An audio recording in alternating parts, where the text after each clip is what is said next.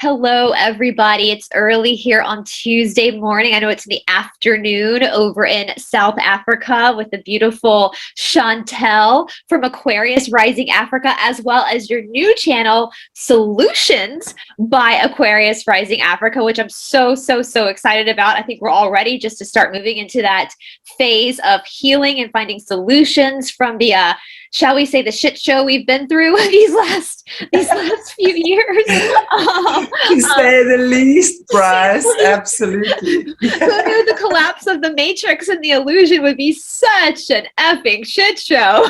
Here we are.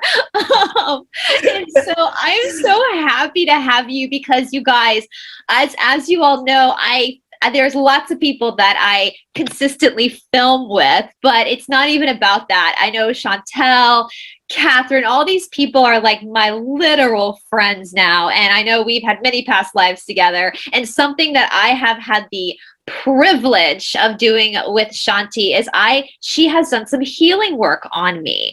And after we finished 3 different sessions, it was so transformative for me, the work that Chanti did, even through Zoom, seeing that we're in 2 totally different countries. I was like, that's it.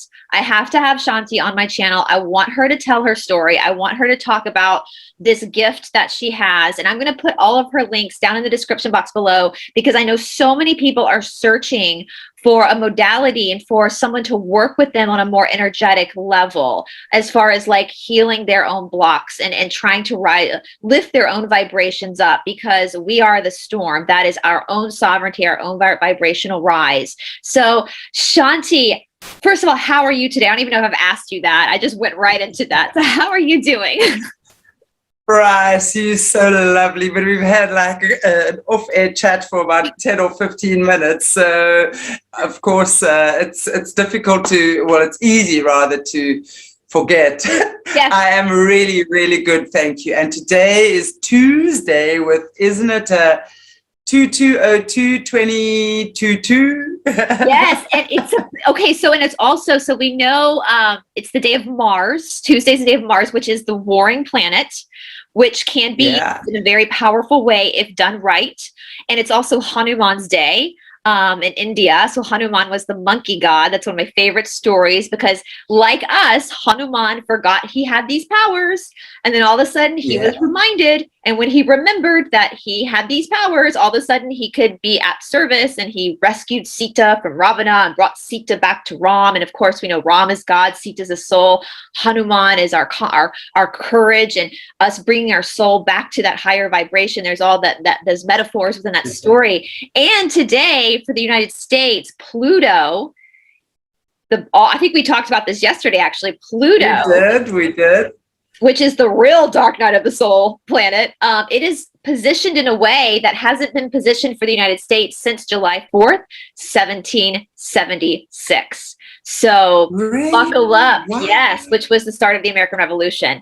So buckle up. Buckle up, buttercup. I know. I think the grand finale is about to pop off. So knock on wood. Let's hope so, because we need that major tower moment to happen so we can move out of this, this crazy circus that we're in. So indeed.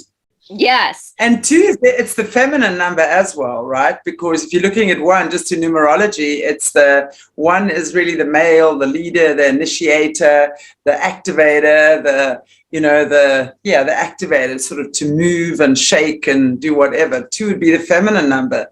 So it's definitely coming in with a lot more subtleties. It requires balance.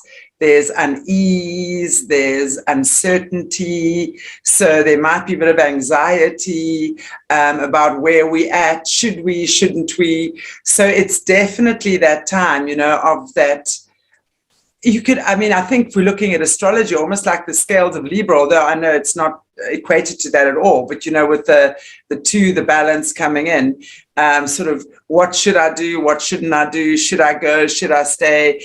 And it's also, funny enough, a friend of mine was actually sent me something this morning, which is interesting. It's like really the time for asking to be with someone, to have a partner in life, to seek a soul companion. So that might be, you know, if people out there looking for a soul companion in that way, it might be a good time to ask for that as well. So that I thought was interesting. I hadn't come across that before. Yeah, But I haven't heard that either. I know, do you know the tarot cards, the Two of Pentacles, where it's like he's balancing? Yes. I've been throwing cards, and every time walking on the tightrope, and balancing. Yes. Recently, when my friend Stephanie and I have been throwing those cards, we've kind of called that the timeline card now, because it's always showing us that we're in the middle of this like shift between one timeline and new timeline. So that's but the whole relationship thing, I had not heard that. That's fascinating. You know, Tuesdays is a powerful day. We were just talking before we got on air about India and yoga, but Tuesdays for us in the Ashtanga lineage, we actually sign a contract in India that we won't give students any new postures on Tuesday, because it's such a powerful day. We don't want them hurting themselves because of the energies of Mars and my teacher. I was going to say, with the Martian energies, that is probably why. You know, and I mean, if we also just look at Mars, that internalizes, Mars is the god of war, so to speak. So it's out there doing things and making things happen. But then when you're internalizing that could often be our own internal struggles, our own internal wars, our own internal frustrations that could be damaging, hurting, healing. Makes a lot of sense. Yeah, we don't give any new postures on Tuesday. And my teacher won't even like shave on Tuesdays because it has razors. Won't touch a razor on Tuesday. So I shave on Tuesdays, guys. Don't worry. But that's just how he is. So well, let's not go. I mean, if we have to go into yesterday's conversation, what not to do. Right. You learn a whole lot about us in these conversations. So, well, Chanti, can you tell my viewers just a little bit about your backstory and how you became, what led you to this point right in the here now moment as this, in my opinion, is really powerful intuitive healer? Thank you so much. Well, firstly, I just want to say thank you so much for the opportunity of being on your show. I know you've been a guest on our show for months now, and we just love having you there, Morna and myself. It's a great treat to have you on every other Monday. So really, it's beautiful. And thank you so much. Well, yes, I'll go back a little bit into explaining where I come from. I'm a farm girl from the desert area in South Africa, which is known as the Karoo semi-desert. So it's like similar to Australia's outback, if you will. Not much happens there, but yet very sacred space as well. If you study it and go into, you know, the Karoo in South Africa, it's a very, very beautiful, dry, arid, but wow, we understand there's so much that goes on in these deserts. Yeah. Anyway, I'm the fourth daughter of a Karoo farmer. After me came my first two brothers, or my two brothers, so there's six of us in total. My mother will kindly tell you I'm her different child. But we come from also, my mom and my grandmother, they say in Afrikaans, met die helm gebore. So there's our old wives' tales state that when children are born with a piece of the placenta stuck on the top of their head or in their face or something like that, then they have special spiritual gifts. Yes. Now, my grandmother, my mom, and I have it in the family, and I'm pretty sure one of my brothers has it as well, but I think he's a little bit scared of that, so he kind of avoids that. But so I was born with that. But I also, before going there, it was like I literally have memory of being in my mom's womb. And she was maybe 6 or 7 months pregnant with me. And I remember just at some point, now, of course, it's not a thought process. I wasn't thinking the way I'm speaking, but it was a consciousness that I had. And I just remember seeing my toes and my fingers was getting a little bit tight in there. And the toes and the fingers meant I was fully formed. And the consciousness I had was, I got to get out of here. I got shit to do. I'm busy. Let me out. I'm busy. Yeah, get me out of here. But so I was young, 16, 18 months old, and I was speaking fluently. You know, I just remember being very curious, very inquisitive. I was my grandmother was a clairvoyant. She was reading the tarot cards already as a child. I mean, I don't actually remember seeing her read them for people. I don't believe she did that, but we knew that she read the tarot cards. She always told me, though, that she wasn't allowed to read for children because I just wanted my tarot cards read as a kid. And she said, and you never read for someone unless you have permission. Yes. So it's not, you can't just read randomly for people. And the way I understood that, and this also came with a consciousness later on in life, it's like invading someone's privacy. Yes. It's like going into someone's home uninvited.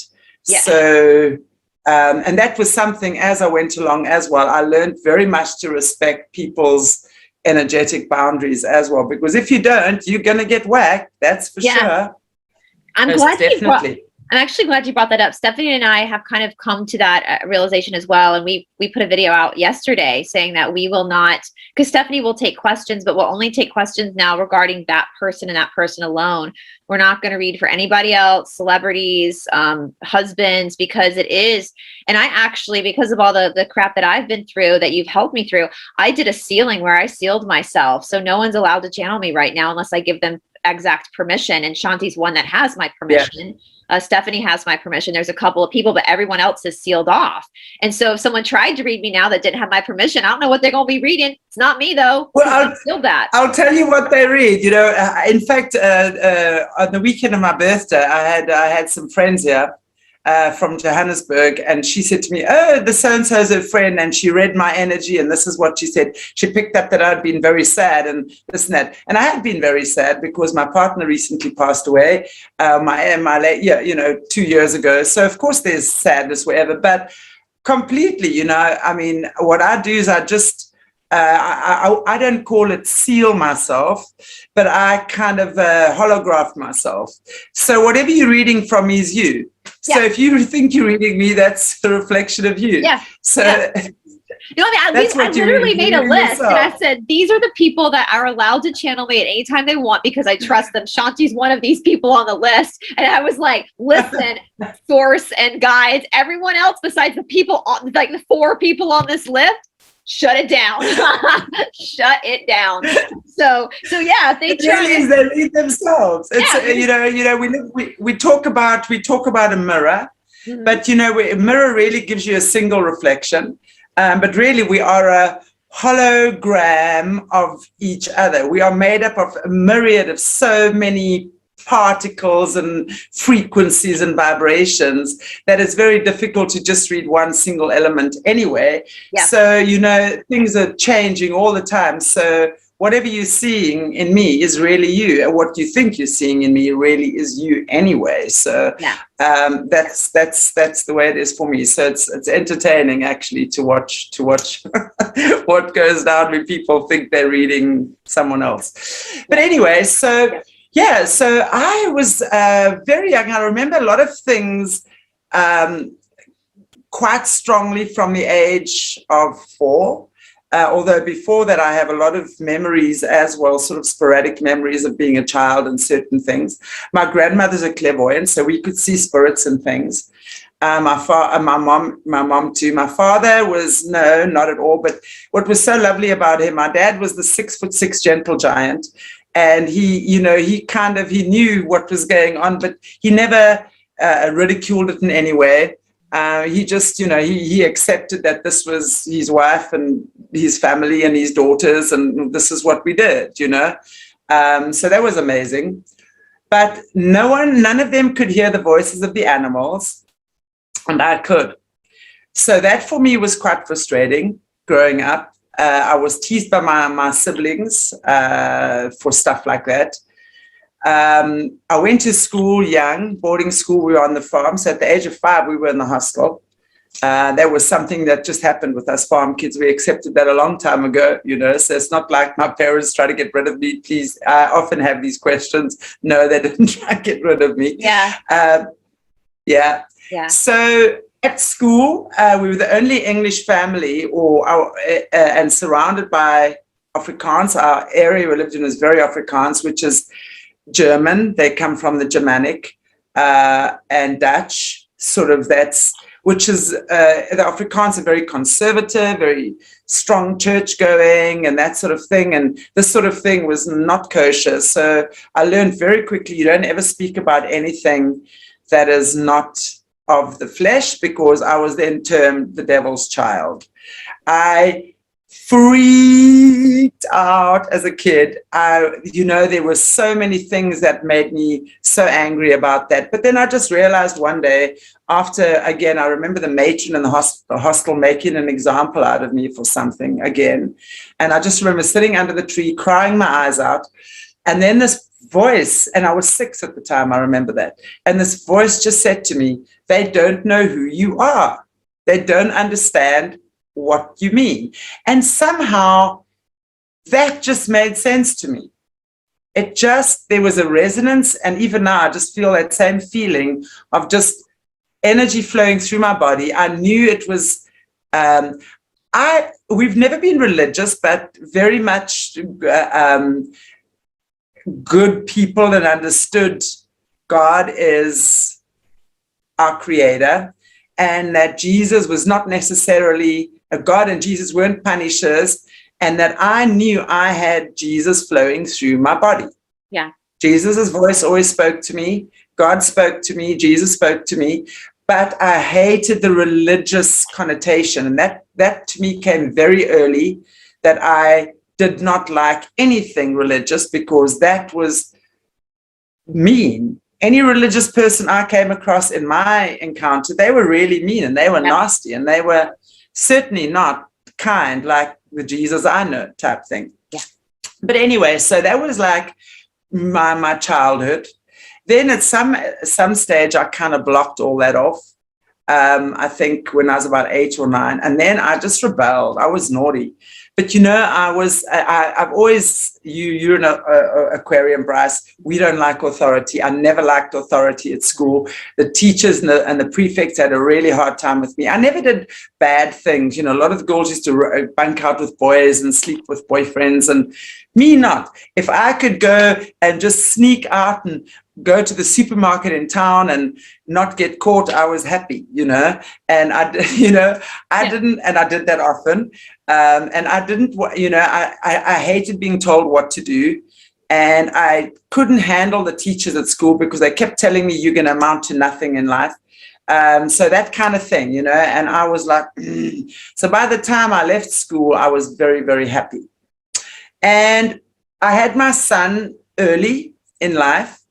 And not long after I had him, I then went in and I started studying the esoteric again. So I was studying astrology, I was studying numerology, palmistry, color, all of the stuff, that suddenly I just had this ability to work with energy, and I understood things beautifully.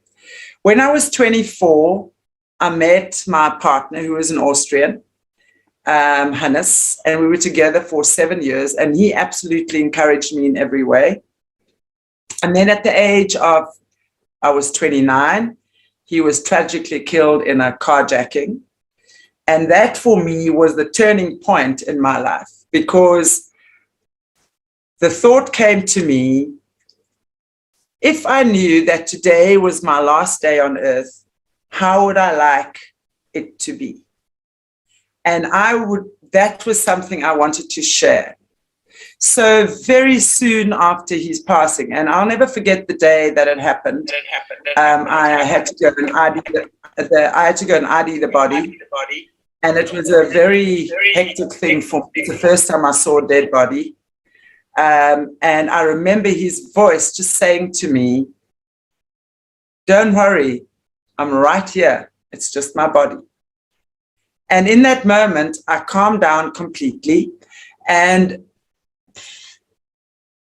I just remember feeling, and since then, his energy, his spirit never left me. Right. And through that process, and I mean, I could go also, but what I'd maybe like to say as well, was just maybe share this, because this was very healing for me. My friend at the time was a medium, And I went to see her. And she said to me, within 8 months, you will know exactly what happened. And I had a very strong idea of what happened. Literally within 8, and he was killed on the 12th of December, so 12/12, and that was 96. On the 12th of the 8th, 97, I will still, it was literally 8 months to the day. I got a phone call from the police, and they'd said to me, they found the killer. And he was in another city, and long story short, but, you know, I was working with the police even in Johannesburg, and they, you know, they were really amazing, I must say. But then the police in Bloemfontein, actually, and then the guy said to me, did I want to go and speak to the guy? And I said, absolutely, because what he'd then done, he'd retracted his statement, because then he'd said he'd shot this German guy in the back of the head, but then he refused to sign the documentation.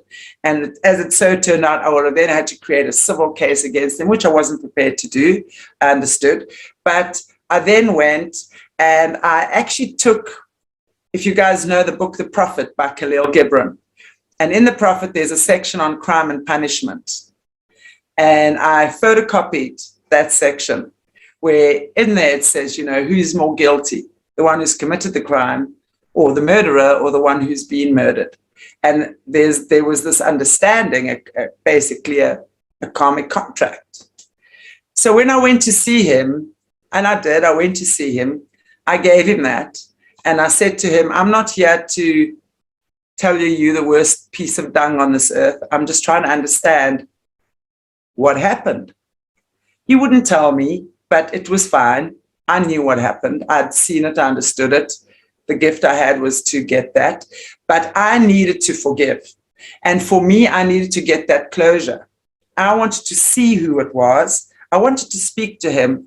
I wanted to, this unfinished business for me in my life has never been something which has been attractive. So the next day, I literally began my healing journey in a massive, major way.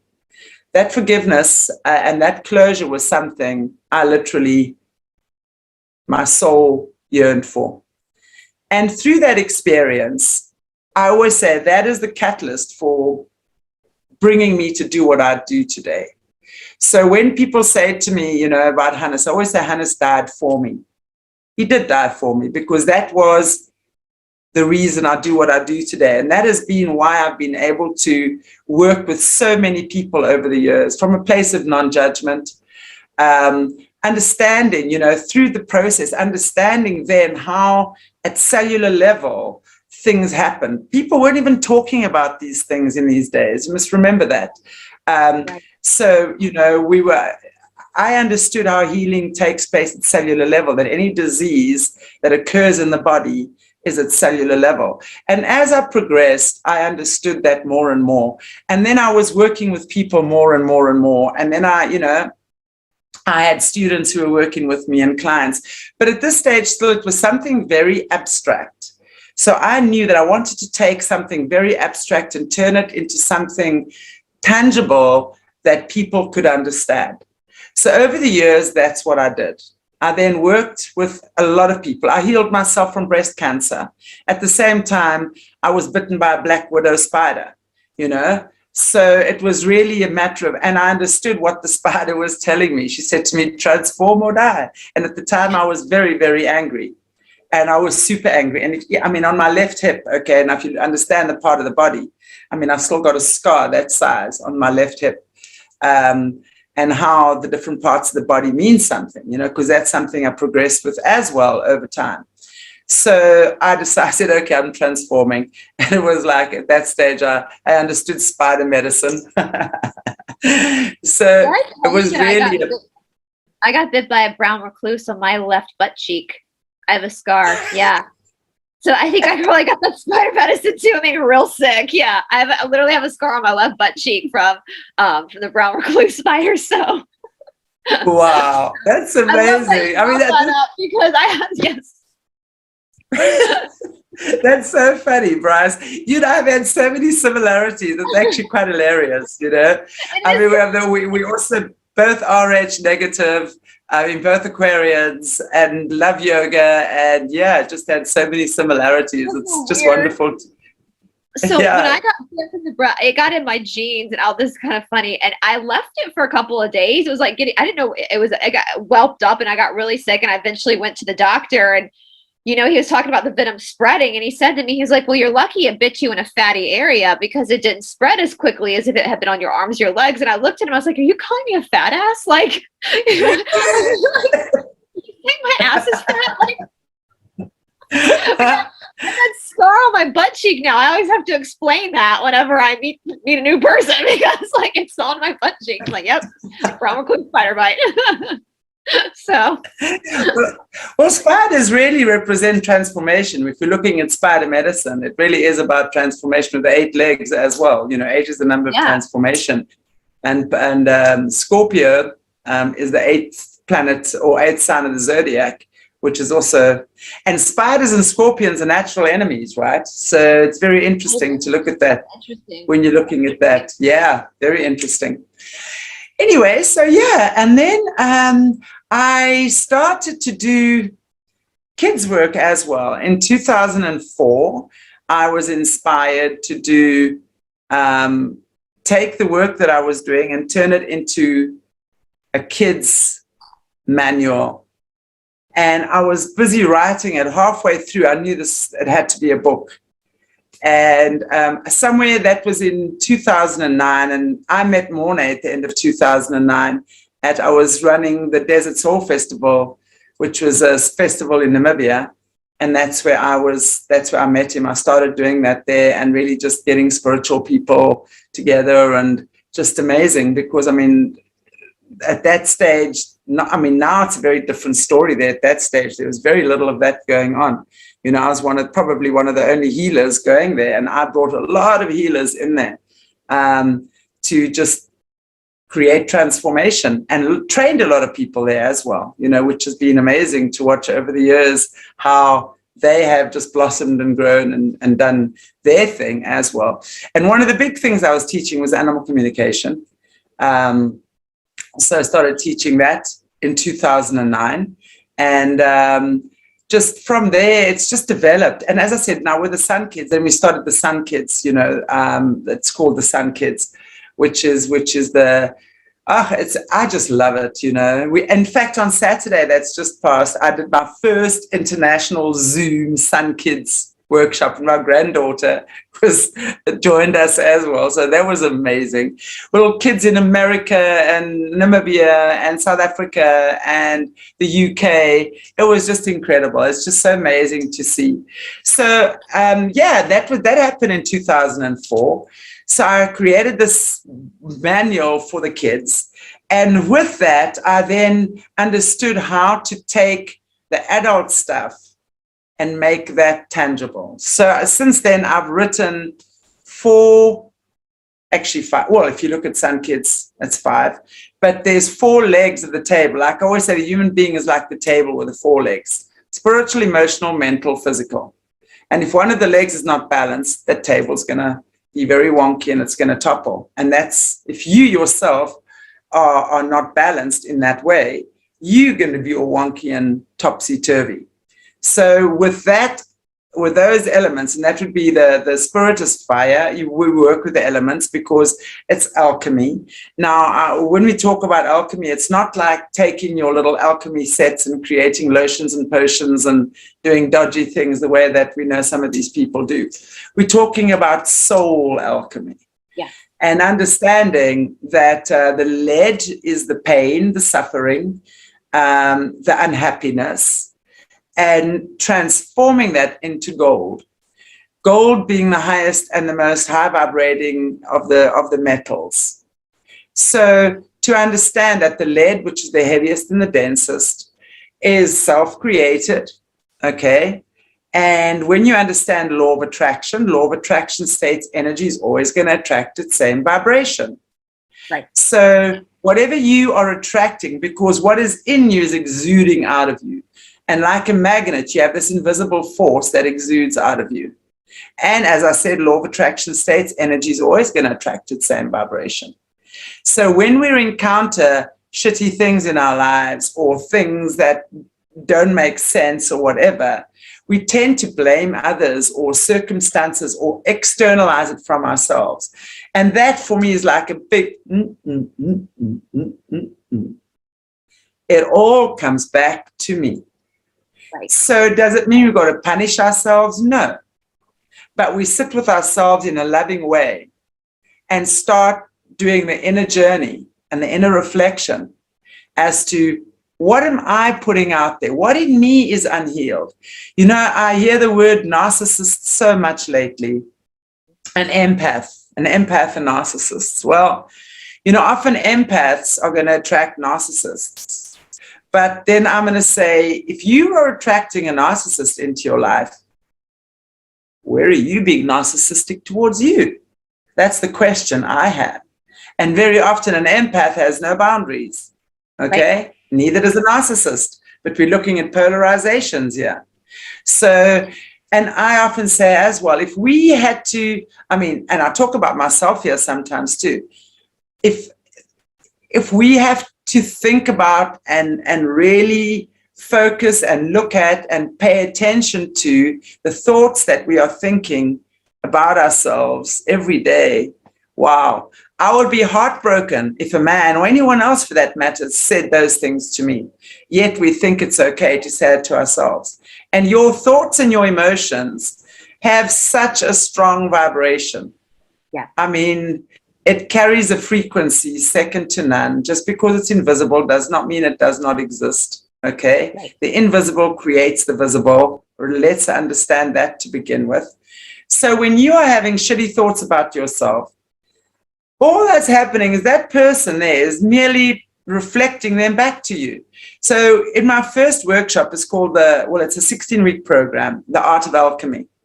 So that's the first thing we do is we understand how the energy works, the learner, teacher, teacher, learner.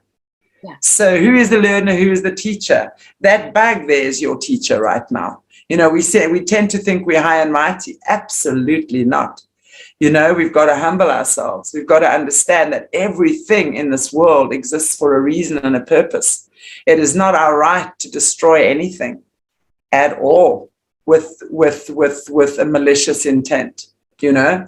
So when we start looking at these things in a very significant way, then we can start changing. And that's when the lead within us starts melting and transforming. And from the lead, we create the gold. And it's similar to yoga. You know, it's like that, you know, many of us can't touch our toes or do a back bend when we first get onto our yoga mat. It's the journey. It's the process. It's what happens on the way down to touching your toes, which is the most beautiful, significant thing. So it's the same thing with this. It's what am I learning as I start sitting with myself and being intimate with who I am. So few of us have real, genuine intimacy within our relationships. Why? You know, because when we look at male and female, the majority of the male and female relationships are a big cock-up, right? Blaming each other and da-da-da-da-da. And I'm going, well, come on, you've attracted that woman or that man. What does that say about you? Don't blame the other person. If you're blaming someone else, that's the most disempowering thing you could ever do to yourself, ever. So if you've had 3 heartbreaks or 33 heartbreaks from somebody else, isn't that time then that you say, okay, hang on, that's my broken heart. Let me take back my broken heart. And let me see how I can put it back together again. Because you can't expect a person with a broken heart to heal your heart, because you keep attracting people with broken hearts themselves, right? So now let's do the inner reflection. And let's get intimate with ourselves. And that intimacy is becoming vulnerable with who you are, being truthful with who you are, you know, spending time gently with yourself. That's self-love. Looking at the tough stuff, looking at the stuff that really hurts. You know, it's like squeezing that boil. It's always sore when we squeeze that boil and we lance it. But when that gunk is out, That's when the healing begins. So these are the things that, I mean, right now I'm just kind of giving you an overview of that. But then we also look at, for example, the chakras in the body. Every one of the chakras means something, right? And each of the body parts, and that would be the second leg. That's my Keys to Integration workshop. So that's also 16 weeks. And it's understanding the chakras, the body parts aligned to them, how the chakras actually connect together, and how to project your energy. The 8th chakra would be your aura, for example. Most people read their auras or want to look at, I can't tell you how many times are people saying, can you activate my third eye? I'm going, no, because your third eye is your 6th chakra, and you've got to work yourself up there to get there. And then you have that consciousness where you can see beyond the physical in the way that most people want to when they ask those questions. But it's really, and that is such a beautiful journey, because it's understanding your body. It's really getting connected to your body. Understanding we have 30 trillion cells in our body. One cell contains enough information to write 1,000 books of 600 pages each. So when you start realizing that, the intelligence that lies within you, then you just start viewing your body in such a different way. It's not just a meat suit, you know, it is this amazing, it is the manifestation of your spirit. Because on earth, we operate in 3rd dimension, right? Your spirit operates on 99, which is infinity. So you can't be operating on dimension 99 on planet Earth, because no one would see you. Get very frustrated. So you have to like slow down into meat suit. And sure, it's a temporary vehicle, for sure. But without it, you cannot grow, you cannot expand, you cannot fulfill your purpose.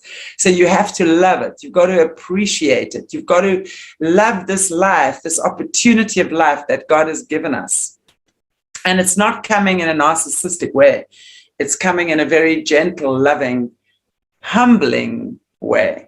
And you start enjoying your life experience very differently when you start understanding how beautiful you are, how powerful you are, how wonderful your essence is, you know, what your abilities and capabilities of a human being are. All the pain you felt inside of you, and that pain you don't want to go and look at. When you understand, in a heartbeat, it dissolves. In a heartbeat, it dissolves when you are willing to say, oh my goodness, that's what it is. Immediately, that vibration shifts and you start hitting gold. And that's what I'm saying. It's not this 10-year psychological experience that most of us experience in therapy, whatever. What people have done in therapy in 10 years, generally, my clients have reported back to me, we fix in 3 to 6 sessions. Yeah. Really? Yoga Sutras call it prativa. It comes in a flash of illumination. Prativa. Yes. Yeah. It's not necessarily a whole multi-step process. It's literally, once there's understanding, there's understanding. That penny dropping, that moment of truth, that aha moment. And so many people are so terrified of that, you know, and they're scared of it because, again, we understand how the powers of be have suppressed us. If you just look at you with the missing books of the Bible, for example, how they've suppressed our knowledge, how they've suppressed our truth. They've done the same thing with our human intelligence. And when you realize how bright and intelligent you actually are, and in that moment, you find your alignment back with God, and you can whiz through life. Honestly, it doesn't mean you don't have another bad moment or another bad day ever, but you now have the tools to navigate that. And that is the most beautiful thing. You're not looking outside of yourself anymore. You're looking inside of yourself. When you see things outside of you are not going well, and you're attracting negative stuff into your life, because it's always attracting. I don't give a rat's bum what anyone tells me. I will always show you how you are attracting it. Not to try and punish you or criticize you or whatever, but for you to empower yourself. I will show you how you are attracting. I will show you, no matter what your mom and dad did to you, they were actually being it for you. I will show you that. And through the process that we go through, that's when you empower yourself. It's crazy, and especially during these crazy, crazy times where I know I'm working with a lot of people who are coming out of this very dark place, darker than I ever could have imagined. I will still show you. And I'm not going to do it for you. I say a good healer doesn't tell you what to see, but she will show you where to look. You're going to see what you see there. And what you see, we will discuss. And I'll say, right, you go through that door. I'm going to meet you on the other side, but I'm right there. So it's a beautiful thing, this beautiful healing journey. And, to heal really means just to bring yourself back into balance. You're not broken. You never have been broken. You're not shattered. It might feel that way, but you are not. If you are here on this earth and you are taking a breath or 2 or 10, you are alive and you are well, and you are able to transmute and transform anything you can.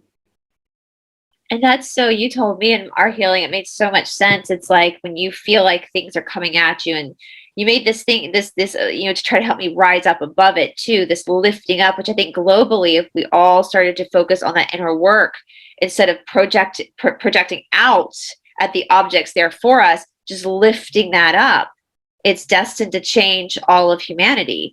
It's such a powerful modality. It's rising above. Mm-hmm. It's rising above. Sorry, Bryce. It's rising above. When the minute we combat stuff, and that's why when people talk about anti-drugs or the war on drugs or the war on this and war on Satan and the war on that, stop, please.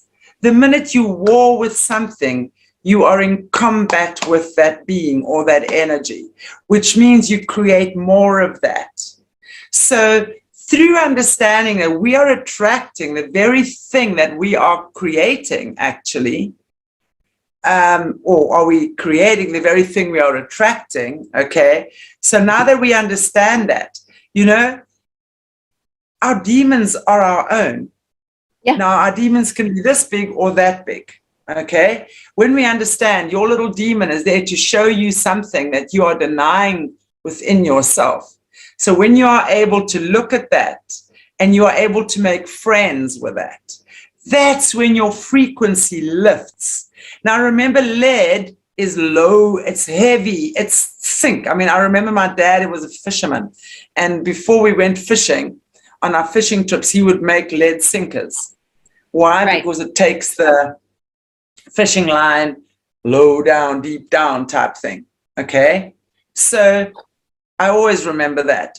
So the lead in you is going to pull you down. So when we understand within that lead, there is the gold, melt that lead, and then you transmute it into gold, and then you lift.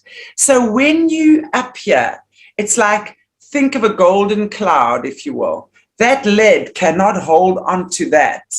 It's like, so, but the minute you take yourself down into that fear, you're combating fear with fear. And then you've got to put on your armor and fight. And no, that is so exhausting. The thought of it just exhausts me. So now when you get the truth, and that's when Jesus said, the truth shall set you free. And that's when you poof. Everyone always says to me, when we've been through some type of healing, wow, I feel so much lighter. I'm going, of course you do. Because that lead has now transmuted. Yeah. And when you get why you've attracted that into yourself, into your space, into your aura, into your being, into your cells in the first place, and you take responsibility, and that's what I believe is what we talk about repenting. Okay, some people will call it repenting. I will talk about that as taking responsibility, paying atonement. And you understand that I've created this.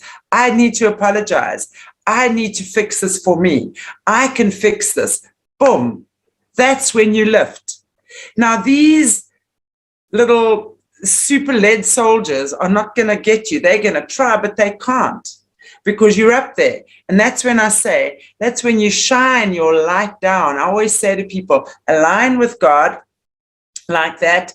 And then as you align with God, you lift and you look down and you shine light on the dark. And the minute that that happens, these energies cannot touch you. You are then in a position to be the true healer, because now you're shining light from a place without judgment. You see, we all have our things within us. The minute we accept our own shortcomings, our own complexities, our own fears, and we realize how they have been such holdbacks, that they've held us back so much, only then can we stop judging others, because then we recognize everyone has that, maybe reflected or projected in different ways, but everyone has their shortcomings. That's when judgment stops.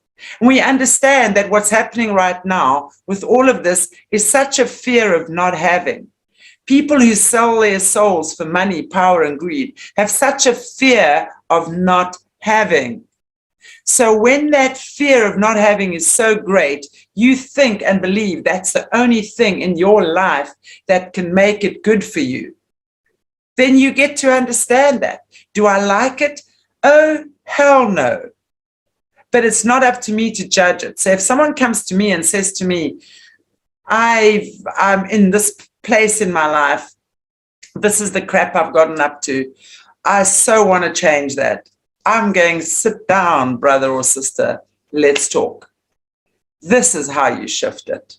And when they get to that place of repenting or acknowledging or paying atonement or taking, in my vocabulary, you take responsibility. That's when healing takes place. And that's when you no longer become the one who then starts fighting and wanting to carry your panga and your machete and your AK-47 and just kill the bad guy because of what they've done. We don't have a right to do that. We have no idea what anyone's contract with God is. We have no idea. It's not our responsibility.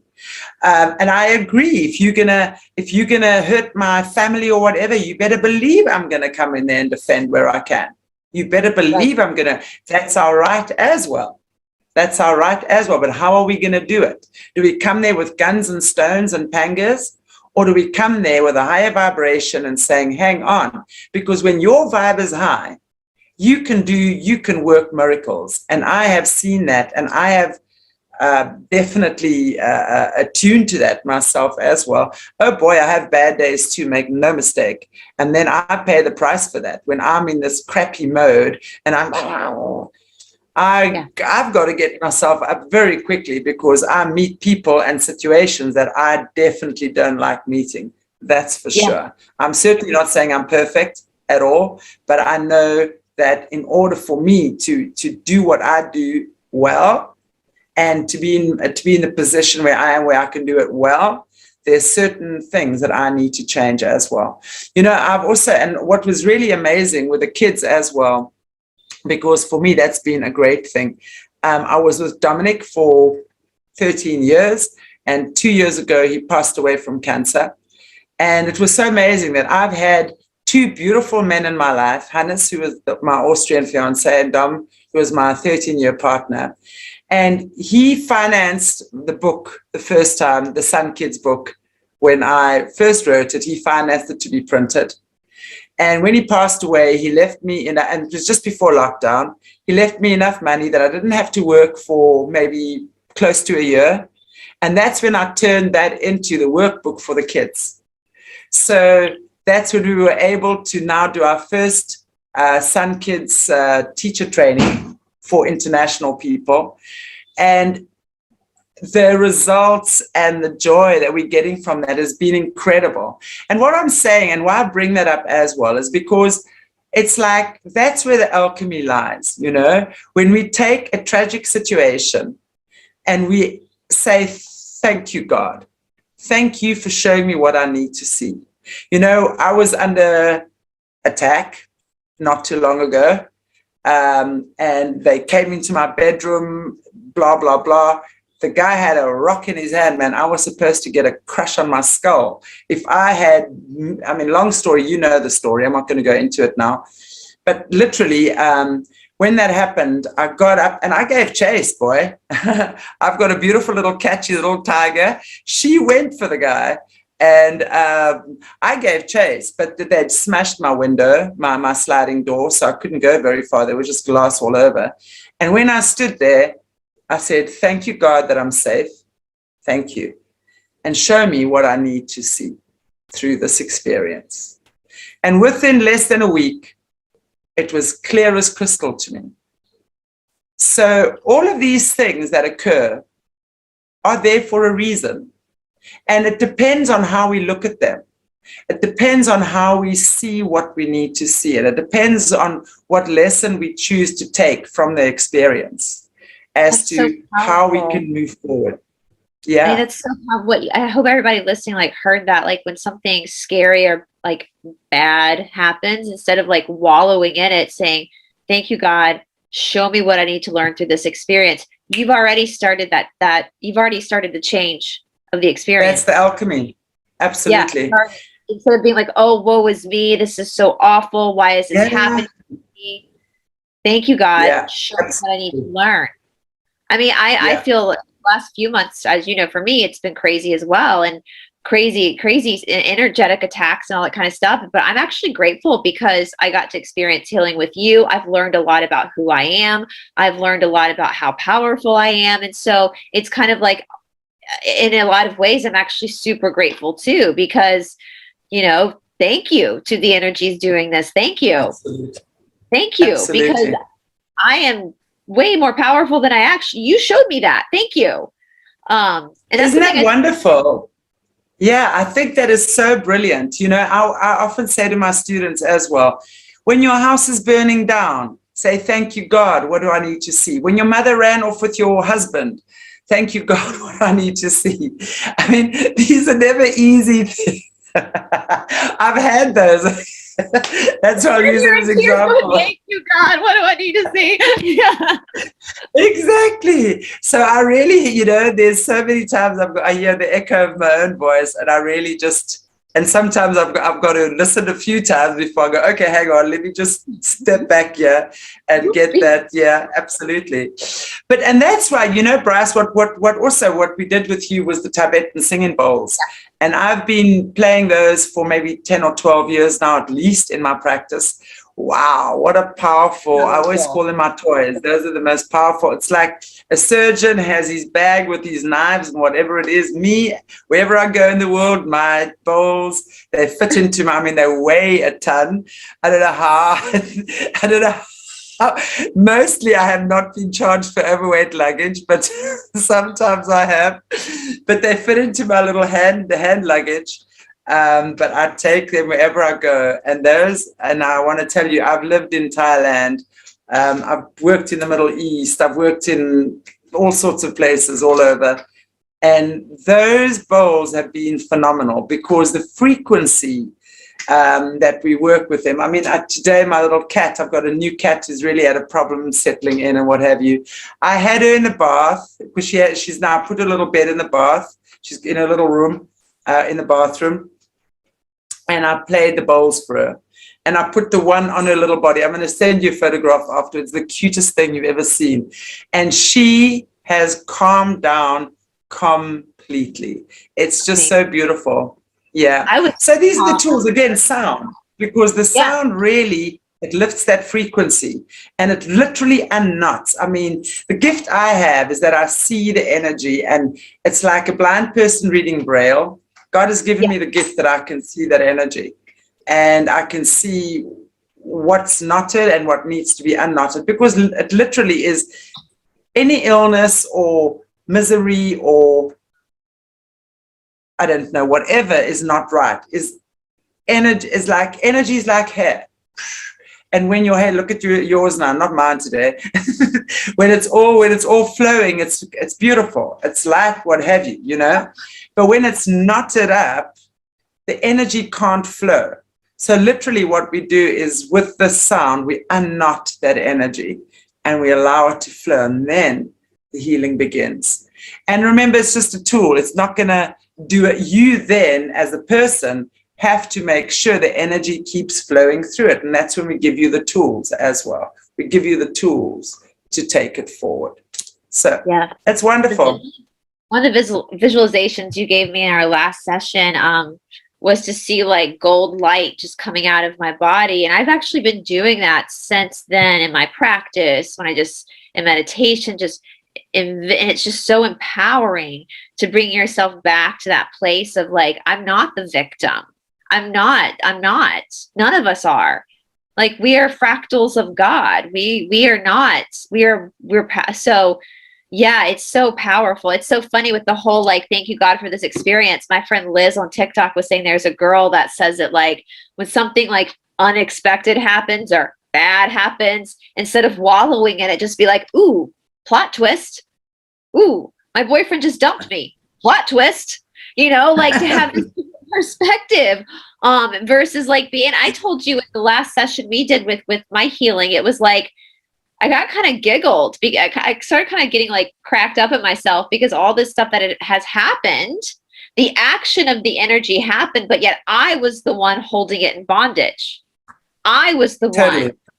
And if I just released it, thank you, bye. Like, in the United States, we have that bye, Felicia, like Felicia, the patron saint of goodbyes. Bye, Felicia. Like, like, thank you, bye. So, yeah. But also, didn't you, when you look back at what you saw there, could you see the gift in what these energies were holding for you? You were not ready to claim that power yet, right? And they kept reminding you, they kept coming, whacking you in whichever way, because that was your reminder. Although at that stage, a lot of people are not aware that that is their reminder. So when you see that, that's why I say the little demons and, whatever attachments, entities, whatever you want to call them, okay, are there simply to show you something about yourself that you are not ready to see, able to see, prepared to see at this point in time. So when you understand how it works, it's so much easier when you can then take it and you can go, okay, I see the gift in you. I see the gift in you. I know there's a gift in you. I'm not quite sure what it is yet, but I know it. Okay, it's there. This one's wrapped up real tightly. What a tape we got to get through. Exactly. But it's amazing. And I think too, we talk about people like not, feeling like they're not enough, or they're in that survival mode, and so it gets into this lower vibration. And I think one of the biggest illusions we have is this illusion of death. And you talked about with your fiance who passed away, that he was still there. And when you realize that the soul is eternal, then all these little like hiccups or turbulence, that's all it is. It's just something for you to learn more about yourself, because you really can't, nothing can really happen to you, because it's all a soul contract anyway. And your soul, try as you might, your soul can't die. So therefore there is nothing to fear in that sense. It's like in the Sri Swami Satchitananda's commentary on the Yoga Sutra, he talks about this in the sense like, once you truly understand who you are, life is fun. Even the bad stuff is fun, because there's not this like intensity of bondage around it, because you can use it for what it is. The bad stuff is there to make you grow. It's, it's your contrast. It's your polarization. So when you see it's really an obstacle that is there to help you expand. That's all it is, because it's like writing a test or writing an exam, if you want to equate it to something like that. So then you can understand, that shitty situation has really made me reflect. It's made me look within. It's made me see where I'm still limited in the way I'm seeing things. And that really is what it boils down to. That formula works for everything. Yes, I agree. Whether you a grade 1 or a university graduate, you've still got to work with formulas, right? Yeah, according to what your understanding is. So that formula is always going to work. It doesn't matter what you got to, what area in your life it's working on. You just have to learn how to apply it. I always say it's how you apply the teachings. You have to apply these teachings. And that's why I say, and I don't mean to bash religion here, but this has been my experience. You know, don't come and throw me your crappy Bible verses and tell me in one X that says that, and I must that, and I must the next thing. Have you even begun to apply that?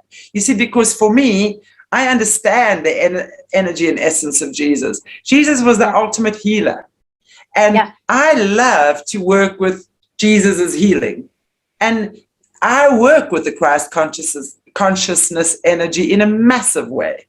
You know? Yes, you do. So it's like, Jesus knows I'm his F-bomb child, and that's okay. And one of the healings we did, Chanti didn't even tell me that she was calling on Christ. And she had me, and I could see him in front, like he had his hands on top of mine, and he was like standing there and I told her that afterwards. She was like, oh yeah, I call on him all the time. So absolutely. Yeah. Who else would I call on, right? As a healer, who else would I call on? Come on.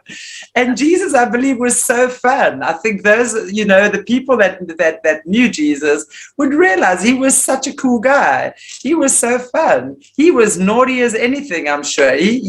Sometimes the Bible go through his childhood, and he was definitely a hellion in a very Dennis the Menace cute kind of way, you know. It's in a beautiful way, right? Beautiful way, yeah. Yeah, mischievous. Yeah, absolutely. I don't know if I told you this, Chanti. The other day, my friend Stephanie and I were playing on the pendulum board. We were asking, I can't remember the exact question we asked Source about something in the Bible. And I asked him a question, and he literally spelled out, ha ha, ha ha. Like, it's not in the Bible. Ha ha. It's not in the canonized Bible, girls. Like, ha ha. I was like, oh my God. God, creator, source is so funny. Like that, but that humor is high vibration. To laugh is high vibration. Of course. Yes. God has created the most depraved thing. I mean, let's look at this. If we look at the creator, right?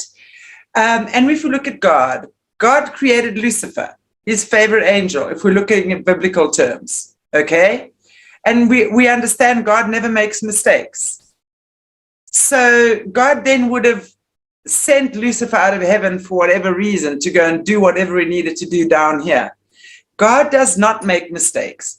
Lucifer represents our shadow self. Simple, in my opinion. So when we are ready to accept our shadow self and accept that we have created and have so many blind spots that we ourselves are not seeing, that we project onto others. So stop your projection nonsense already. Take your responsibility for the things you are not seeing in your life and not working within your life. Then all of us are going to lift. And all these little nasty creatures down here in the doldrums will be transmuting with us because they are actually us. Yeah. We're healing everything when we heal ourselves. Absolutely. Everything. Yeah.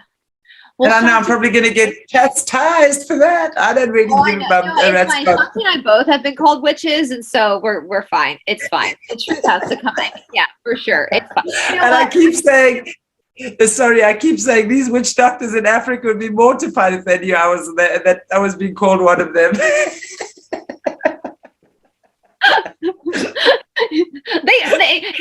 they earned their title. We were just given it.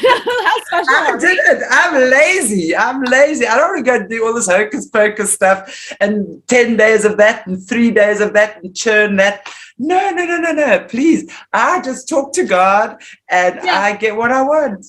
Yeah. Listen, I don't even know how to boil an egg. Swear to God, I don't even know how to boil an egg. Every time I have to boil an egg, I either call my mom, like I'm not quite sure how to do it. I'm so to think about me trying to spell cast and do all that stuff and make these concoctions is quite comical because literally I don't know how to boil an egg. I don't know how to cook anything. Like I don't know. So I guarantee you, I those witch doctors would be like, if they knew that. It's like, come on, get her out of here. So, She's a jerk. I'm like, Yeah. I'm out of here, buddy. Absolutely. It's yeah. So and you know but when I got called out, I was like, you know what? There were so many women in the past that have been burned at the stake for this same thing, and so I'll proudly stand with them for us just challenging the narrative and saying, let's look at this from a different perspective. You know, so it is what it is. Absolutely. But Chanti, I'm going to put all your links down in the description box below for people to get in contact with you. I'm going to put the Sun Kid stuff for healing sessions. You can actually do so for my subscribers watching, especially since most of them are all over the world. They can contact you for like one-on-one healing sessions, right? Oh yeah. Thank God for Zoom. Yeah. And as I think I said to you before, I did the first Sun Kids workshop on Zoom. I mean, I've been running workshops for 16 years for kids now, but I was so nervous. On Saturday was the first one we did on Zoom, and it was amazing. So we're going to be running kiddies workshops, Sun Kids workshops on Zoom as well for kids across the world. So all of these things are happening. I should get my sister. I should tell my sister and get my nephew and niece on there with you, because I had exactly that thought, Brycey Bryce. I'm going to send all this to my sister, because I swear to God, the kids today that are born today are very special. I think we got the crystal kids coming in right now. My newest little niece was born. I keep looking at her, and she has big old blue eyes, and I'm like, "You're not from here, are you? Like, when are you actually from?" So little wise beings. They're wise beings. The kids coming in. Well, you know, the kids that I work with are the Sun Kids, which are like the children of the sun. And or you know, I said to God once, and I mean, I know you're probably running out of time, but I'll just say this. I said to God, "Show me who you are," and God shows me this explosion of the sun. And God says, "I am the sun and you are the rays. Each one of you is a ray of my light, driven by the same centrifugal force, expressed uniquely and individually." So think about that. Yeah. Everyone is created from God. And when you look at the dark side of the sun, that's hell, fiery infernos and burning and all sorts of things. So we understand, you know, the creative force is created from our Creator. And when we understand that we are all created from the same energy, whether you're a man, a woman, an elephant, a pig, a cat, a flea, a tick, everything is created. We all desire life. We all desire an experience somewhere along the way. And when we understand that, we could never try to harm each other again. Absolutely. If we just sat for 5 minutes with that understanding, because you see that rays on that side of the world and that rays on that side, I'm one and that might be 10. And yeah, we are fighting with each other without even realizing between us is this beautiful creative force that is sending us both love all the time. You know, we are created from infinite love. We are created from infinite joy. We are created from infinite peace. But on the other side, we're also created from the opposing or the polarization of that. So we are yet to experience who we are not as well. Yeah. We know who we are in full consciousness. On earth, we come here to experience what we're not. Yeah. Go figure. It's like Ram Dass, my favorite quotes from Ram Dass. We are all just walking each other home because we were all from the same home.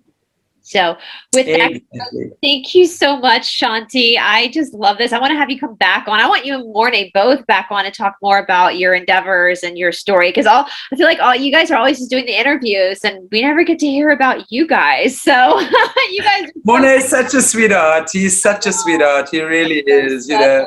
And I'm sure you guys would love to hear. Yeah, I met him. We've been 12 years ago now. We've been collaborating for 12 years, and he's such a beautiful soul. He's definitely my child in a past life. We have great fun together, and we have great moments together. We've collaborated beautifully together, and he's a wonderful person to have walking at my side. That's for sure. You are two of my favorite human beings in this whole humaning experience that we're in together. He's definitely one of mine, Pricey. It's so good. Times like we've done this. We're like, the first picture they ever took of me, I posted it on my birthday, and I have such a pissed off look on my face. I'm like, here again. Like, thank God, what do I have to learn from this?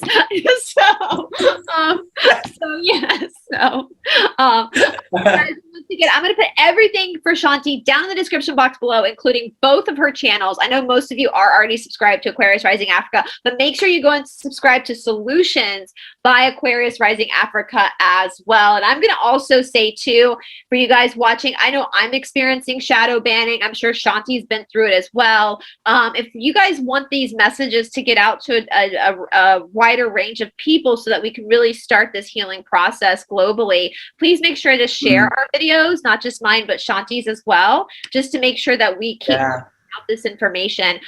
Because when we get shadow banned, there's nothing we can really do to like, you know, to lift the ban itself. So I know you guys have done a great job of doing that so far. So please make sure to share this with your friends and families, so that we can all heal together, singularly, but also together as well, collectively, and so that we can all just walk each other home.